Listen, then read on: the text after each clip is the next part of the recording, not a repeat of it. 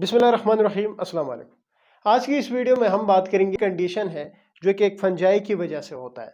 इसको बहुत सारे नाम दिए जाते हैं, जिसमें से इसको जॉक इच भी कहा जाता है, इसको जिम इच भी कहा जाता है, इसको ringworm of the groin या ringworm of the genitalia भी कहा जाता है। ये सारे जो है वो एक ही चीज़ के नाम है, जिसको हम जॉक इच या टीनिया क्रूरस के नाम से जानते हैं, जो कि कॉमनली यूज़ होते हैं।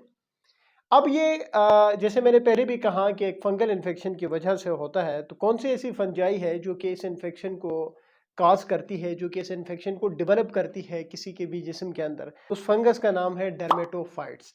अब ये जो डर्मेटोफाइट्स है, ये कोई एक फंगस नहीं है, ये ग्रुप ऑफ फंजाई है, ग्रुप ऑफ फंगस है, जो कि आपके स्किन के ऊपर बहुत सारे फंगल इन्फेक्शन की वजह बन सकते हैं। सिर्फ जॉकिच या टीनिया क्रूरिस की नहीं, बल्कि और भी बहुत सारे फंगल इन्फेक्शन जो आपके जिस्म में डेवलप हो रहे होते हैं, उनके पीछे भी यही डर्मेटोफाइट्स वजह बनते हैं। अब बात करते हैं कि क्या इसके रिस्क फैक्टर्स क्या है, कौन से ऐसे लोग हैं जिनमें ये फंगल इन्फेक्शन डेवलप हो सकता है।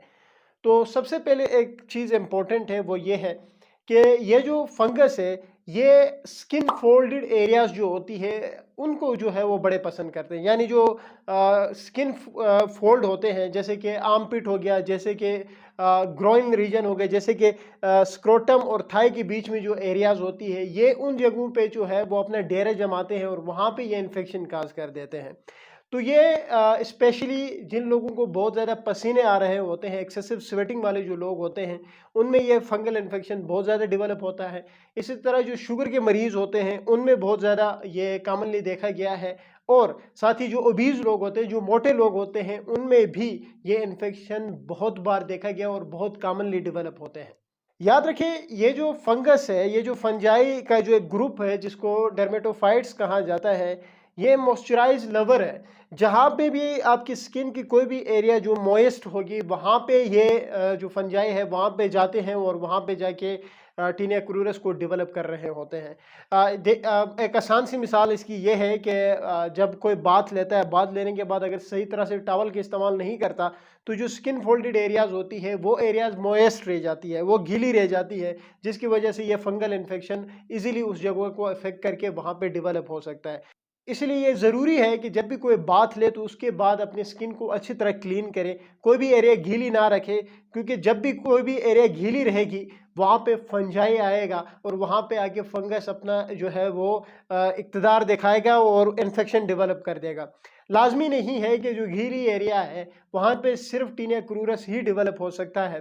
याद रखिए, जितने भी फंगल इन्फेक्शंस होते हैं, जितने भी फंजाइज होती है, वो सब के सब मॉइस्ट एरियाज़ को जो है वो बड़े पसंद करते हैं। तो स्किन की कोई भी एरिया गीली रहती है, तो वहाँ पे जाके वो फंगस जो है उसको अफेक्ट करके वहाँ पे इन्फेक्शन डेवलप करता है। इसलिए एक बड़ी ज़रूरी चीज़ ये है कि जब भी किसी को रिंगवॉर्म डेवलप होता है, जो कि बड़ी कॉमन कंडीशन है, जिसको दाद की बीमारी के नाम से जाना जाता है, तो डॉक्टर्स हमेशा, एक डर्माटोलॉजिस्ट हमेशा ये एडवाइस कर रहा होता है कि आपने अपनी स्किन को गीली नहीं रखनी, आपने अपने स्किन को जितना ज़्यादा हो सके उतना ड्राई रखना है। तो ये बड़े ज़रूरी पॉइंट्स थे जो कि आपने भी समझना ज़रूरी है। अब एक इम्पॉर्टेंट बात यह भी है कि ऐसी जो कंडीशन है, जो टीनिया क्रूरस है, उसका इलाज कैसे किया जाता है। इलाज से पहले यह भी समझना ज़रूरी है कि जब भी किसी को टीनिया क्रूरस होगा तो कैसे पता चलेगा कि आए ये टीनिया क्रूरस ही है या कोई और स्किन फंगल इन्फेक्शन है। तो वो डॉक्टर जो है एग्जामिनेशन से इजीली डायग्नोज कर सकता है। अगर एग्जामिनेशन से भी फ़र्क ना पता चले, तो फिर टिश्यू स्क्रैपिंग की जा सकती है, बायोप्सी की जा सकती है। वो बाद की बात है, अमूमन हिस्ट्री और एग्जामिनेशन से डायग्नोज हो जाती है ये बीमारी। क्या इलाज है? क्योंकि ये फंगल इन्फेक्शन है, तो इसमें आप एंटीफंगल से ही ट्रीट कर रहे होते हो। शुरू आप इसकी जो है वो टॉपिकल एंटीफंगल से कर रहे होते हैं, यानी एंटीफंगल क्रीमें आप दे रहे होते हैं। बाज़ औक़ात ये इन्फेक्शन जो होता है वो सीवियर हो जाता है, फिर वहाँ पे जो टॉपिकल एंटीफंगल्स है, जो एंटीफंगल की क्रीमें हैं, वो काम नहीं कर पाती है। फिर आपको पेशेंट्स के लिए ओरल पे जो है वो पेशेंट्स को डालने पड़ते हैं। तो कौन से एंटीफंगल्स आप इसमें इस्तेमाल कर सकते हैं? तो बहुत सारी एंटीफंगल्स हैं, लेकिन यहाँ पे मैं सबके नाम लूँगा, इसका मतलब ये नहीं है कि आपने सब के सब इस्तेमाल करने हैं। आप इसमें क्लोट्रामाज़ोल का इस्तेमाल कर सकते हैं, फ्लूकोनाज़ोल का इस्तेमाल कर सकते हैं, इट्रोकोनाज़ोल का इस्तेमाल कर सकते हैं, टर्बिनाफिन का इस्तेमाल कर सकते हैं। ये मैं सारी की सारी बता रहा हूँ एंटीफंगल्स क्रीमों के हवाले से। आप इनमें से कोई भी एंटीफंगल क्रीम जो है वो मेडिकल स्टोर से ख़रीद के इस्तेमाल कर सकते हैं। और अगर इन्फेक्शन सीवियर है और टॉपिकल एंटीफंगल काम नहीं कर रही है तो फिर आप जो है वो टैबलेट्स की तरफ जाते हैं, जिसमें यही इट्रोकोनाजोल फ्लूकोनाजोल की टैबलेट्स मिलती है जो कि आप इस्तेमाल कर रहे होते हैं। इसकी जो ट्रीटमेंट ड्यूरेशन होती है वो अमूमन डॉक्टर्स जो भी डर्माटोलॉजिस्ट होते हैं, क्योंकि ये जो कंडीशन है ये डर्माटोलॉजिस्ट अमूमन डील कर रहे होते हैं, जिसको स्किन स्पेशलिस्ट कहा जाता है। तो तकरीबन 2 हफ्तों के लिए आपको फॉलो अप पे डाला जाता है, 2 हफ्तों के आपके ट्रायल दिया जाता है कि 2 हफ्तों के लिए ये आपने मेडिकेशन इस्तेमाल करनी है।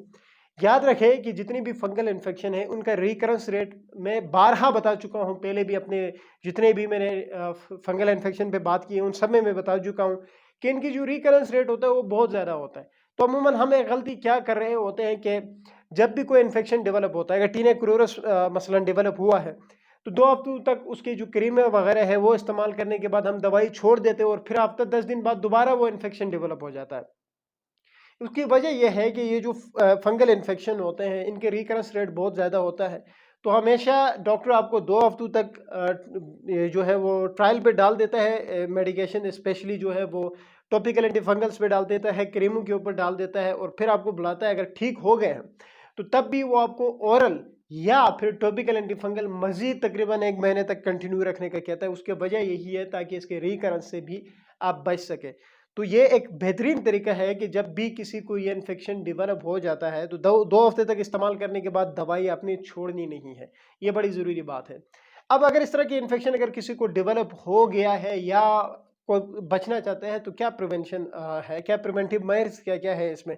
तो याद रखिए जी, सबसे पहले आपने एक वही बात है जो मैंने शुरू में की है कि आपने मॉइस्चराइज़ नहीं रखना, अपने स्किन को मॉइस्चराइज़्ड नहीं रखना, अपने स्किन को गीला नहीं रखना है।